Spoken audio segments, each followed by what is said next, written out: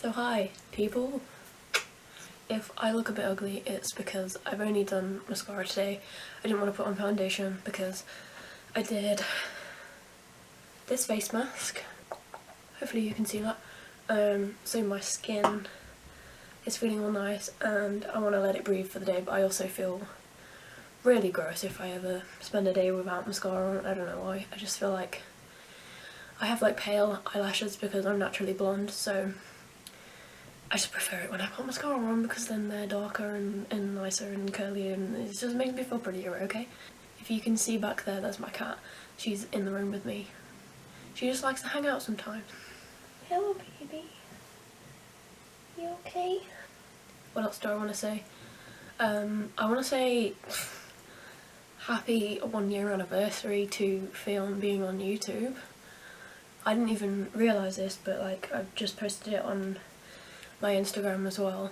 I've been very annoying on my Instagram this morning about YouTube, and I know like a lot of my Instagram followers at this point aren't that interested in what I'm doing on YouTube because they're maybe people from my personal life or like friends of friends of friends and that sort of jazz, but you know, having a YouTube, if you want more people to see it, you need to use your other platforms to sort of promote your YouTube so that you get more people watching it, because that's what you want ultimately. So yeah, I've been talking about it a lot, which I know might annoy some people, but yeah, I realised that it's been a year. Yeah, it must have been about a year, maybe a couple of weeks ago even, but I just didn't even notice because I hadn't like scrolled back on my YouTube for like a while. But yeah, I've been posting videos for a year now. That's a bit crazy, isn't it? So what I want to say is a massive thank you to firstly anyone who's watched my videos from the conception of my channel. You know, if you've been watching from the beginning, then wow, I congratulate you, because I've posted a lot of random weird stuff over the past year, most of it mental health related, as you know, that's kind of what I want my channel to be, but some of it's just been random stuff, like I put a Pikachu face mask on at one point. I've talked about a physicist. You know, I know about certain people that you might not otherwise know about, and I wanted to tell you his story, so I made a video on it. Yeah, so I figure like not everything I've put out there all of you have been interested in, but if you have like watched all of my videos, then that that feels so wonderful to me, and I am so appreciative of anyone that supports me. So like, yeah, literally anyone who's even more recently subscribed or more recently found my videos and is watching them. If you like what I'm doing on YouTube and you want to see more from me and you appreciate my content, then no matter how long you've been with me for, I'm so grateful and I really love you so much. Yeah, it really means a lot to me that anyone cares. I think I've said this in even the last video, but it really does. It means so much to me that anyone is interested in what I have to say, so thank you so much. I really love you, and I hope that you will stay for a while as I post more and share more things with you, and yeah, we go on more adventures. The other thing that I've been posting on my Instagram about is Marie. I love Marie so much. If you watch mental health YouTube, then you probably already watch Marie. She's a much bigger YouTuber. Yeah, if you're into this sort of this world, the mental health community, the mental health YouTube community, any of it, mental health advocates, then she's probably among the most well known and the most loved. And yeah, me personally, I really love her, and you know, I probably wouldn't have started my YouTube if it weren't for her. Like, of course I'm inspired by other mental health YouTubers, but she was the first one I found. You know, people like Pip and Olivia and Kaylee, they're, you know, mental health advocates in their own right, and I love them all in their own right. But yeah, Marie was the first, and yeah, I really love her. Whenever she posts a video, I like to promote it because I love her and I love what she does. So if there's anyone that I can reach that she hasn't already reached, then, you know, I'd love to get her videos out there even more. So I posted about her video, promoting it as well as promoting mine, and then she noticed it, and then she on her Instagram directed her followers to my YouTube, which I'm so grateful. I'm so grateful. She's followed me on Instagram for a little while, but I didn't know that, you know, that she really noticed my YouTube much. I know she said before as well that she doesn't really watch mental health YouTube that much, even though she is a mental health YouTuber. But, you know, the fact that she supports what I do in any way, shape or form and knows that I'm doing it and wants more people to see what I'm doing as well is amazing. And I really should stop fangirling about Marie, because, you know, what would be amazing is if I could become friends with people like her. And if I just fangirl about them all the time, then they're not going to want to be friends with me, are they? So obviously I watch all these mental health YouTubers and they feel, when you're a viewer, they can feel very separated from you because you watch them on screen and you know who they are, but they don't know who you are. Weirdly enough, I have seen Pip in real life.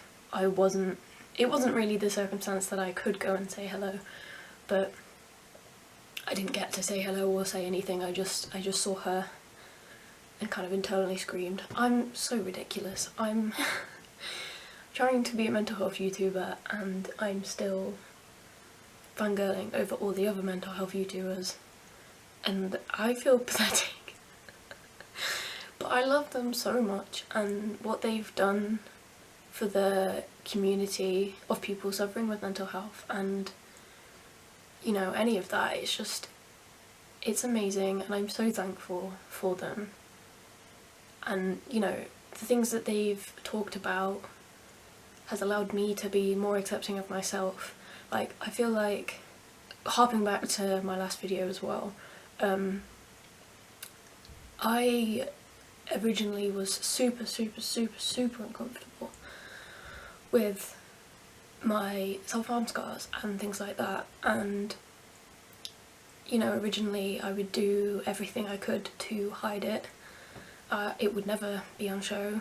If it was, then I'd try to cover it with a bunch of makeup. I was just very uncomfortable about it, and I didn't accept myself for it, and I didn't really want people to know.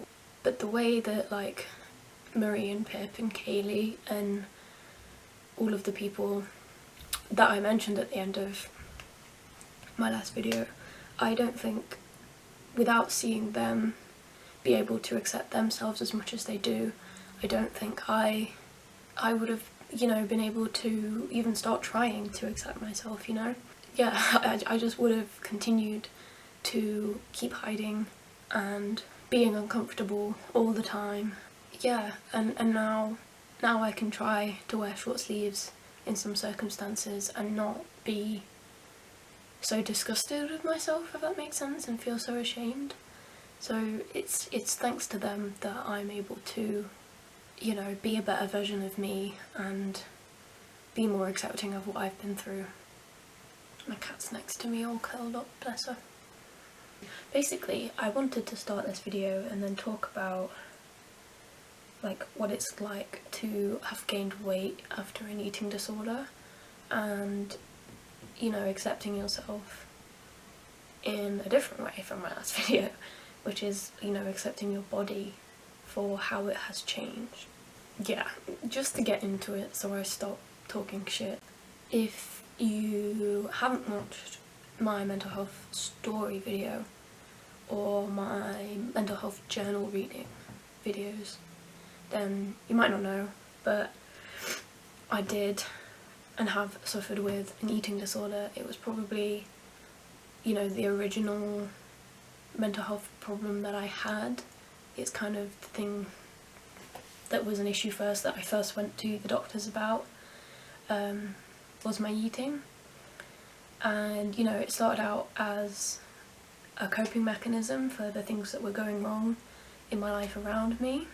and then obviously as things can, it spiralled out of control, and over the years since 2013 it's, you know, been in its peaks and troughs, and only in the past year and a half, couple years maybe, have I kind of felt that I've been a lot better, you know. I've maintained a healthy weight for since second year of uni, so maybe like 2018, so a couple years now I've maintained a healthy weight. And there was a time when I thought I would never be able to do that.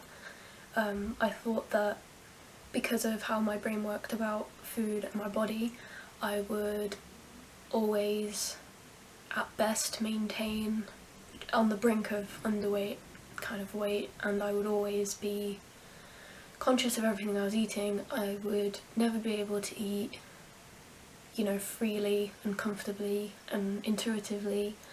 I thought I'd always, you know, have those restrictions on my mindset around food, and I would always want to control it so that I could control my body. Yeah, and so that was some, you know, anyone else who's had an eating disorder, if you've talked to them, will probably also say that it's largely about the control and being able to have something, yeah, that you have power over, that you think you have power over, when other things in your life aren't controllable, basically. So I kind of, yeah, in my mindset I was never going to be able to let go of that, no matter what was going on in my life. Even if I was eventually, you know, fine and happy, that my eating disorder would always be something that was holding me back, because I'd always need it, you know? I always felt like it was, you know, going to be the crutch that I fell back on no matter what was happening. And I always thought, yeah, like I said, that I'd never be able to gain much of any weight. I think I also figured that because of my habits I'd always have erect metabolism. You know, that's how I felt, even in the depths of my eating disorder, when I thought, you know, one day I might not be in as bad a position as I am now. I never thought that I could be free of it, basically. And the punchline to all of this, I guess, is that I am. So, like, I'm mostly free of it now at this point. It's very hard to say that because, like I said before, the way an eating disorder works is that it traps you into thinking that you will always need it. But now I'm in a place where, yeah, I don't feel like I need it, and I've been able to eat mostly freely for, you know, at least a year. I never like to put too much pressure on it and think in terms of like definitives, and, you know, I definitely don't have this eating disorder and it definitely hasn't been a problem for this amount of time, blah blah blah, because everything in the world is so much more grey than that. Lines really are so blurred. It's definitely been a significant while for me that I've been mostly okay, and food and my body has not held me back so much for a long while now, and like I really never thought I could get there. This is the point I'm trying to stress, I guess. Yeah, I still am like not very confident with my body sometimes. Sometimes, you know, those old feelings do come back and I will feel really fat, or I'll just feel really ugly and I'll hate it and it will consume me and I'll feel horrible. But in a way that is sort of, I feel like it happens in a way now that is just more normal. Like, obviously it's not okay that society has shaped young people's minds in such a way that we feel like we can only be beautiful if we're skinny, and yeah, like that's kind of that, like the beautiful people are the skinny ones and anyone bigger are the ones that are always, you know, sort of more fighting to be considered beautiful, rather than skinny people who are just more naturally seen as beautiful, you know? That's how society has shaped up, and that's not okay, but it means that sometimes, you know, you can feel uncomfortable with your body and not happy about it, and it can affect the way you eat in some ways, but that doesn't mean you have an eating disorder, you know what I mean? Like, it's a completely separate thing. that is, you know, much more manageable, in the sense that in a more healthy, rational state of mind you can recognise how ridiculous society is for putting us in this position, and you can recognise that what's really important is just that you're healthy. So no matter what size you are, that you're eating as healthily as you can, you're not, you know, depriving yourselves of things that are tastier, you know, like donuts and pizza and chocolate and crisps and all of that good stuff, you know, that you have sort of more of a balance between eating the good stuff and eating the tasty stuff, you know. That to me is what the prime healthy normal state is.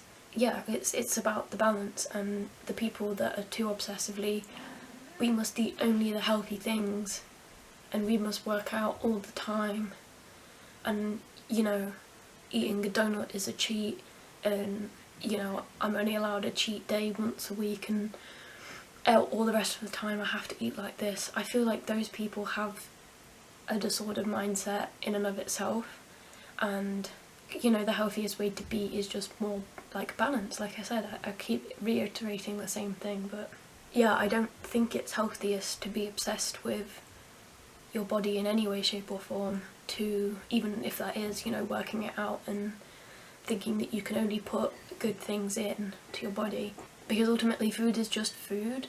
Like, there isn't really good or bad food. Like, obviously some foods are healthier for you than others, but it's about, you know, moderation, and you need all of these things in moderation, both for your body and for your mind. Like, you have to take care of both, not just one or the other. And as well, that definitely takes different forms for different people. So yeah, like different proportions of exercise and not exercise, like relaxing, and different proportions of different types of foods depend on each person and their needs. We're all different as human beings, but yeah, I feel like a lot of people think that being obsessively into the gym and only eating healthy foods is the best way to be, and it's really not. It's about balance. I think I keep saying that because it's something I've really had to drill into myself over the time that I've, you know, had this eating disorder and been this way. Like, I feel like I have a tendency to be feast or famine. It's kind of in my genes. My mum's a bit like this too. Probably my sister is, not just even related to food, but anything. It will be, you want so much of it, or you don't want any of it, you know? And what has been difficult for me is finding a middle ground. And, you know, the middle ground is where it is healthiest and happiest to be. And I feel like I'm much more there now, which, yeah, is amazing to me. And yeah, I really never thought that I could get there, but I'm happy that I am here. And I know that I have a ways to go in building up my self-confidence and, you know, truly accepting my body as it naturally wants to be. I can't remember the term for it. Is it set weight or something? Like, when you start eating a normal amount of food for a consistent amount of time, your body will eventually sort of settle around a specific weight, and it will always fluctuate upwards and downwards as weight does naturally. You should never be too stressed out about that, because it's completely normal because of your hormones and life.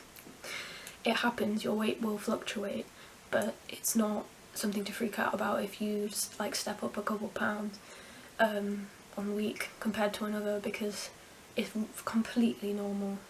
But you will fluctuate around a sort of set point once you're eating a normal healthy amount, rather than, you know, if you've had restrictive eating disorder, having eaten a restrictive amount for however long that's spanned.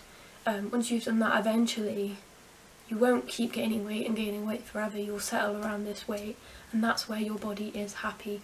Like, you shouldn't think of it like, I can only gain weight to this weight, and you decide that in your mind and you're never going to gain weight over that, because that's not how bodies work, you know. Your body has its own natural happy weight, and that's where it will want to settle.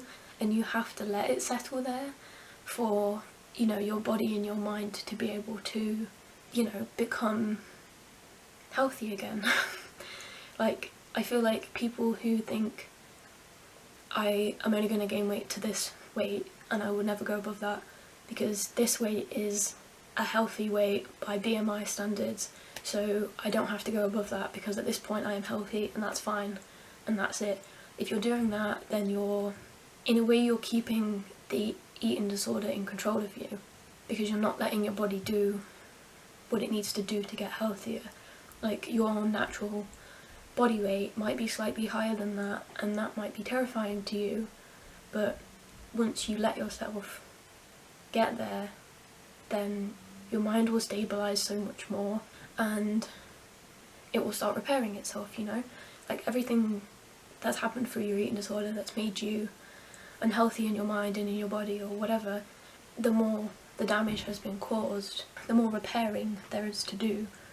So in order to be even able to start repairing the mind and the body, you need to let yourself stabilise, and if you're restricting yourself to, you know, just below maybe where your body weight wants to stabilise, then it's not going to happen properly. You're not going to fully heal in your mind and in your body. And I don't, like, if I had thought of it like, I'm going to keep weighing myself every so often and I'm not going to gain weight above this whatever weight, and my body has to stay looking like this specific look that I'm happier with in the mirror, then I wouldn't be as comfortable and free as I am now about what I eat, you know? I've been through periods of restricting and I've been through periods of binging, and in the recovery from the restriction there was a lot of binging, but that was completely natural and my body's way of working really hard to heal. Like, it felt like it just needed more to get better, and that's completely okay. And, you know, it wasn't easy for my mental state having to gain as much weight as I did, and through the binging I probably did gain weight over and above what I might have needed to, but the point is that it doesn't, I had to not let it matter, because what mattered more is that my body got what it needed to start healing. That's ultimately what is important, you know, letting your body get to a place where it can heal fully, and that's the only way really that you'll ever be able to properly let go of your eating disorder and all the habits that it made you rely on, you know? I feel like I've just rambled an awful lot, but yeah, the way I like to think of it is that I've had to gain weight from my eating disorder because I lost weight to a point where my body wasn't healthy anymore, and that weight was lost, so it needed to be gained back and restored. Another thing that Marie has said is that you should think of it more as restoring your weight and not gaining weight, because you're not like adding pounds on top of whatever weight you feel comfortable with. You shouldn't think of it that way. You should think of it as you're restoring your weight to where it once was healthier and where it can be healthier again. And yeah, it's perfectly okay that you do that, because it's part of the process of healing. And if you want to be happier, your eating disorder convinced you that, you know, relying on the behaviours that it instilled in you will make you happier, but what really is going to make you happier in the end is healing and letting your body go through that process of restoring the weight, and then being able to heal your mind so that you don't feel like you have to rely on those things anymore, because you'll be healthier up here, you know? I'm not any kind of therapist, and I know that like a lot of the work is psychological, but if your body does get healthier again after an eating disorder, then it really helps so much more with your mind as well. And you know, I'm not saying that overnight you can go from like hating your weight gain in your new body to loving it, but it's a process of accepting it and knowing that you're healthier this way. You know, being healthier allows you to do so much more with your time and with your life, so that, yeah, your mind has more space to be free and to work on being happy, because it's not focused so much on your body struggling because of the eating disorder, you know? Yeah, having disordered eating or disordered thoughts around eating or your body like, you know, body dysmorphia as well. Yeah, it can make it really hard to ever be able to accept your body, no matter what has happened. You know, whether you've gained weight for any reason, yeah, it can make it harder for you to feel comfortable. But I mean, I feel like I'm just another person added to the pile that will be preaching this, but you know, our bodies can be beautiful no matter what size they are, and everybody's body in its natural healthy form is beautiful in its own way, just because it is a human body, you know? Like, the things that a human body can do are incredible when you think about it. And if you think about all the organs in your body and all the cells within those organs in your body that are always, you know, fighting to keep you alive and going, and, you know, working hard every single day doing its little thing to perpetuate your life, it's pretty amazing. And, you know, you're not just your soul in your body, it's like, well, you are, well, yeah, there's lots of, it's almost like there's lots of little people in there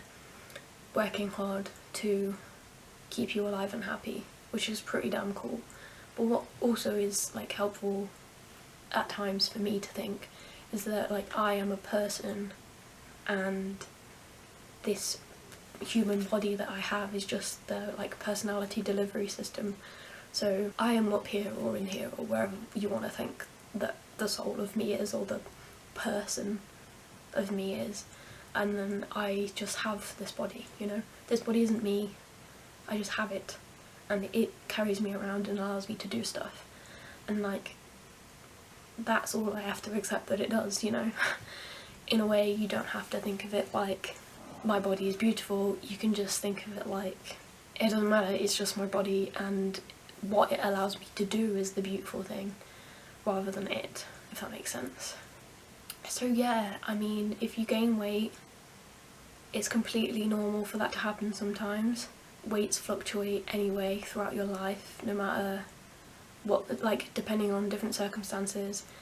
You know, stress can make you gain weight, stress can make you lose weight. You can be happier and that can make you gain weight. Like, when people get into relationships, sometimes they gain weight together. Stuff like that happens.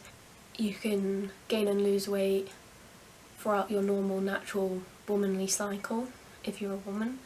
Hormones generally, if they're out of whack, can do weird things to your body. If you are gaining weight in this quarantine and lockdown situation with the virus right now, then that's perfectly normal too, because the world is in a mess and you're probably, you know, you might be eating more and moving less, and there's not a whole lot you can do about that when you're trapped within your house, and you have to not let it, you know, stress you out so much. It's perfectly okay if this happens. It's a very normal reaction to how stressful the world is right now. So please don't hate yourself if you've gained weight recently, or you've gained weight at any time, any amount. You know, it can be just very, very normal, a very normal reaction to anything. So many reasons. But you are more than your body anyway, and you are worth so much more than it, and yeah, you can't let it define you, because you are a person over and above being a body. And like I said as well, all bodies are beautiful in their own ways anyway, because, you know, isn't it amazing how different we all are? That in and of itself is beautiful. The uniqueness of us as people, as human beings, is pretty damn cool. Yeah, especially if you've been affected by an eating disorder, then yeah, don't beat yourself up for gaining weight. Know that it is probably a necessary part of the process, and through it you can heal more. And if you manage to fight the prolonged thoughts post gaining weight and keep that weight where it is, nice and healthy, for a prolonged amount of time, then over time your mind won't punish you so much, because it will have had, you know, the capability freed up to heal. Why have I been on YouTube for a year? I'm so bad at talking. I don't know what I'm talking about.